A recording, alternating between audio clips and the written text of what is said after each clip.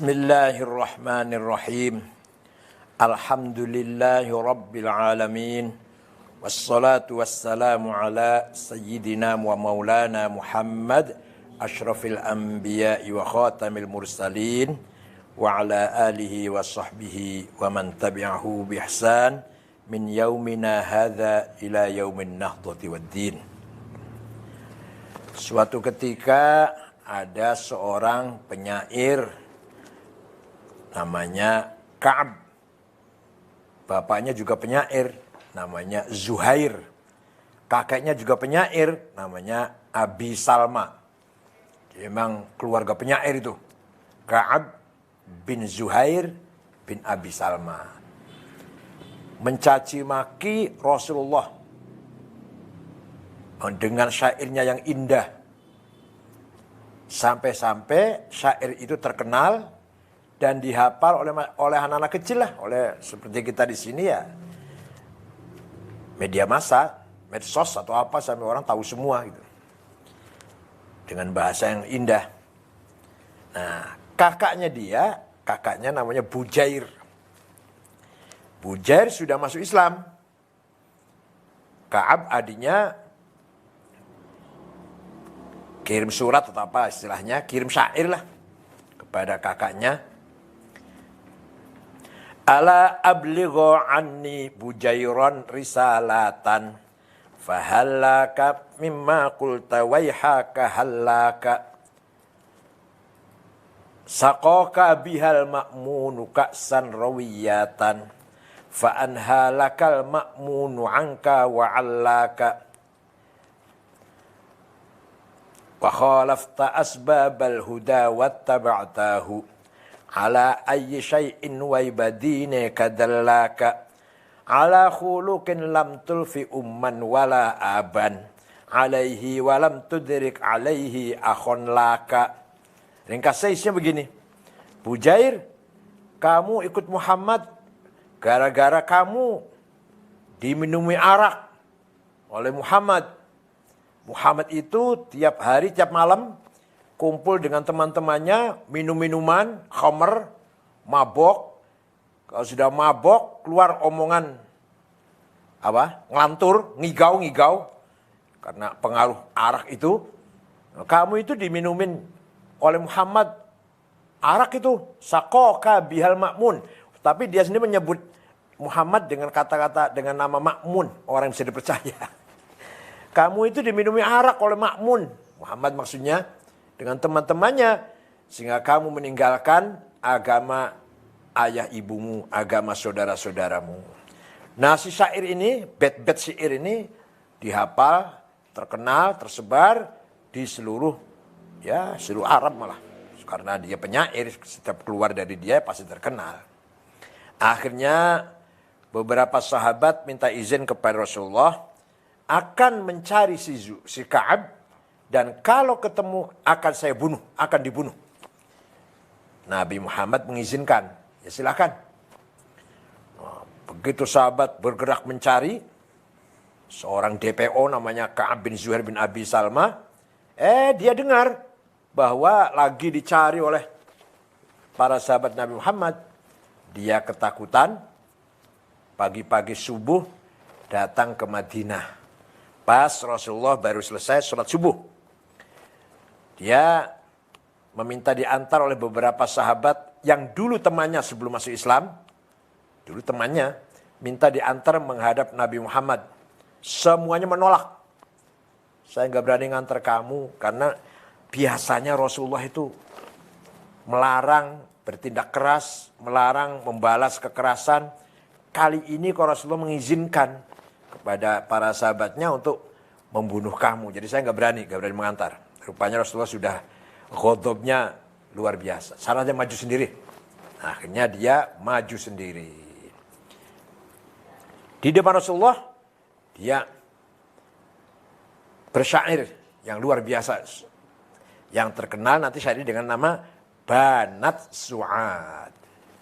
Dimulai dengan Banat su'adu faqal bil yawma matbulu mutayyamun ithroha lam yufda makbulu wa ma su'adu ghadatal baini idrahalu illa aghannu ghadidu tarfi makhulu. Semuanya 55 bait. Yang penting tas'al wushatu janabaiha waqiluhumu innaka yabna abi salma la maqtulu.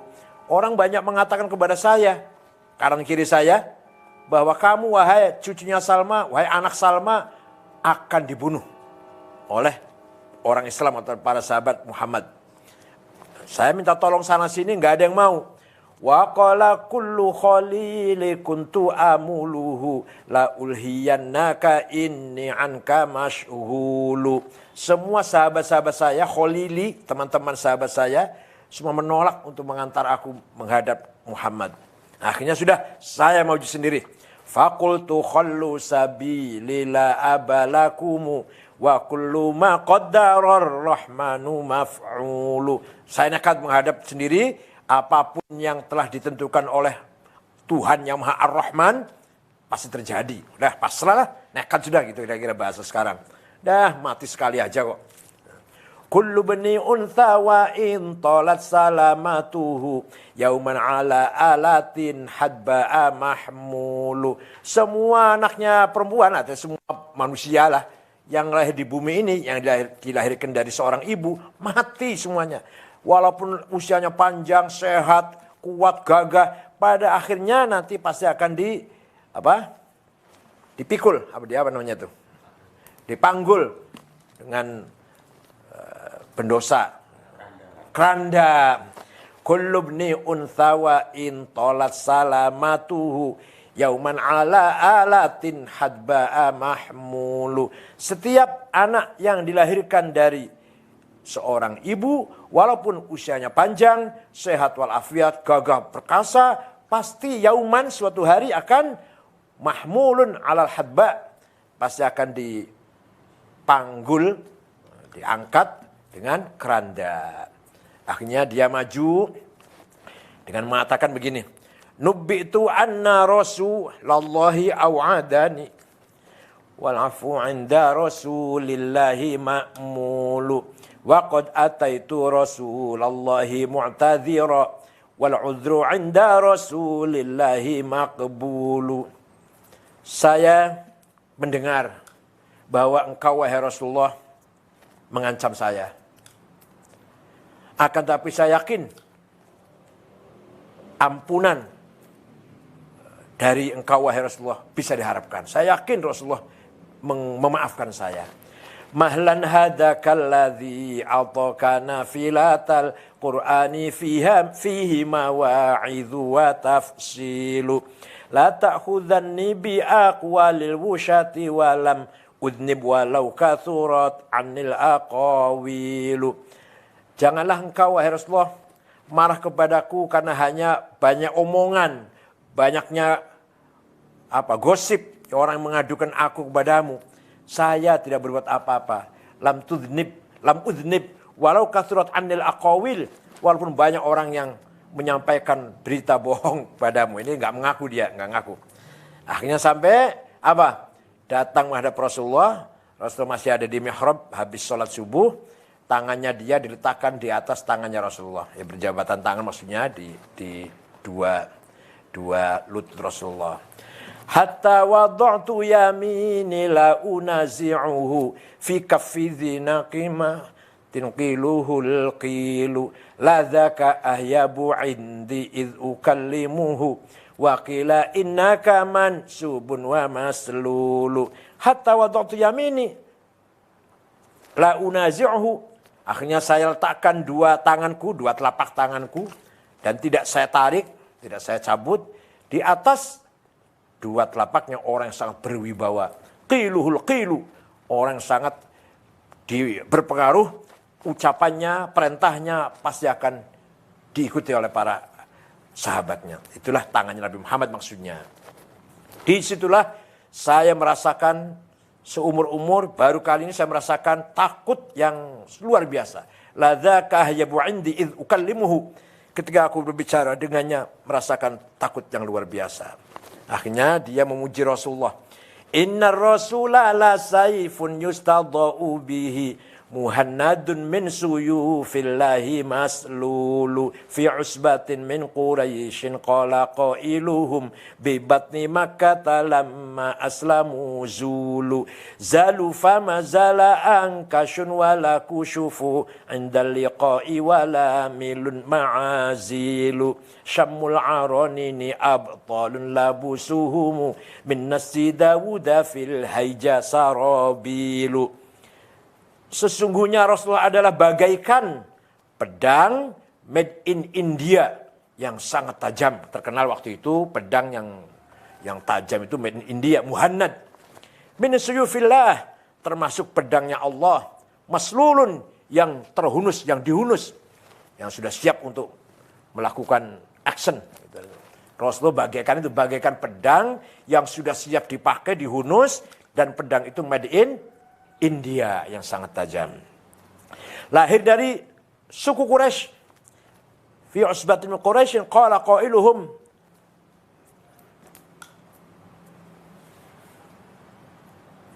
bi batni Makkah. Beliau lahir dari suku Quraisy dari kota Mekah. Muhammad itu lahir dari suku Quraisy, kota Mekah, dan diikuti oleh para sahabat-sahabatnya yang gagah perkasa, tidak pernah surut, tidak pernah mundur, tidak pernah bergeser dari sikap prinsipnya dengan gagah berani. Itulah sifat dari sahabat Rasulullah.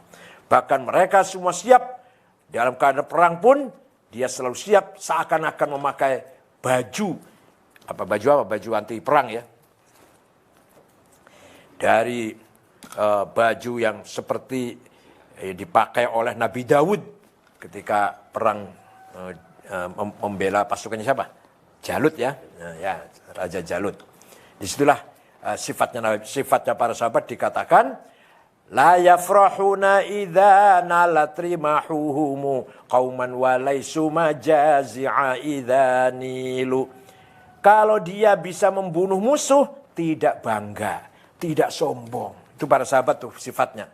Mereka itu kalau menang bisa membunuh musuh tidak bangga. Tapi sebagian kalau dia sendiri yang kena, mereka sendiri yang kena, terbunuh atau terlukai oleh musuh, walaisu majazi'a idza nilu, tidak menggerutu, tidak menggerutu, tidak mengeluh. Ya, tidak mengeluh, tidak menggerutu, tidak menyesal kalau dia pun yang kena. La yaqa'u ta'nu illa fi nuhurihim wa ma lahum an hiyadil mauti tahlilu. Dan tombaknya para sahabat Muhammad itu kalau diarahkan atau panahnya lah, kalau diarahkan ke musuh pasti mengenai lehernya. Tepat sekali. Mereka pun tidak takut mati. Dah selesai dari membawa syair itu 55 bait, Nabi Muhammad ridho. Nabi Muhammad tersenyum, ridho, senang mendengarkan pujian. Itu artinya apa? Artinya memuji-muji Nabi Muhammad itu boleh. Walaupun Nabi nggak minta. Nabi tidak minta dipuji. Apalagi saya bayar orang suruh muji, enggak. Tapi ketika ada orang muji tidak melarang. Ini namanya apa jadinya? Sunnah taqririyah. Apa namanya? Sunnah taqririyah. Kalau sunnah qauliyah, sabda-sabdanya. Kalau sunnah fi'liyah, perilakunya, kelakuannya dilakukan. Kalau ini enggak, yang melakukan, yang mengucapkan orang lain, bukan beliau sendiri, tapi mendapatkan legitimasi, membenarkan. Itu jadi sunnah jadinya. Tapi namanya sunnah taqrir, bukan bid'ah. Contoh lagi misalkan, Bilal sehabis wudhu sholat 2 rakaat. Nabi tanya, sholat apa Bilal? Sholat ba'diyah wudhu. Sholat ba'diyah wudhu. Benar Bilal, benar. Jadi yang memulai sholat ba'diyatul wudhu itu bukan Nabi Muhammad, bukan Rasulullah. Bilal, tapi dibenarkan dan dianjurkan akhirnya. Maka menjadi sunnah apa namanya? Taqririyah. Lah bagaimana menjadi bid'ah? Bagaimana muji Nabi itu bid'ah? Al-Quran, Allah Ta'ala, Khaliqul Khalaq, Rabbul Alamin, memuji Nabi Muhammad. Luar biasa kan? Yang muji bukan manusia, bukan malaikat, bukan jin. Yang muji siapa? Allah. Wa innaka la'ala khuluqin azim. Sungguh engkau manusia atau orang yang sangat mulia akhlaknya. Bil mu'minina ra'ufur rahim. Muhammad itu mempunyai sifat ra'uf, santun, sayang, rahim kepada orang-orang yang beriman. Itu pujian dari Allah sendiri. Fabima rahmatim minallahi lintalahum. Engkau sungguh sangat halus, santun, akhlak perangai musikap Muhammad. Maka orang Mekah, waktu itu Fathu Mekah, kemenangan hari Mekah, kemenangan kota Mekah, hari kemenangan Mekah. Mereka berbondong-bondong simpati kepadamu Muhammad. Walau kunta fadhdhan ghalidhal qalbi lang faddu min hawlik. Andaikan engkau itu sombong, kasar, congkak, maka orang Mekah akan lari meninggalkan kamu. Jadi yang memuji bahwa Nabi Muhammad itu akhlaknya baik, santun, halus adalah siapa? Allah. Lah kalau sudah Allah aja memuji, masa manusia memuji bid'ah? Allah aja memuji. Nah, setelah mendengarkan syair itu, Nabi senang memberikan hadiah. Hadiahnya apa? Selimut yang sedang dipakai. Ya, Nabi Muhammad waktu itu musim dingin. Jadi imami sholat pakai selimut. Berselimut gitu loh. Nah, selimut yang dipakai itu lurik-lurik. Nah, selimut yang bergaris-garis itu bahasa Arabnya burdah. Kalau selimut polos bahasa Arabnya batoniyah. Muttaqiina ala furushin batainuha min istabrok. Nanti di surga itu kita berselimut dengan selimut istabrok. Tapi batainuha itu apa? Selimut polos. Kalau burdah selimut bergaris-garis, lurik-lurik.